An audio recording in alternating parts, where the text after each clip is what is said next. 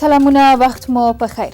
ولسمشرۍ ماڼۍ وايي په کابل پوهنتون نننی بريد وسله والو طالبانو کړی. په دغه برید کې زیات شمېر ټاپیان او شهیدان شول.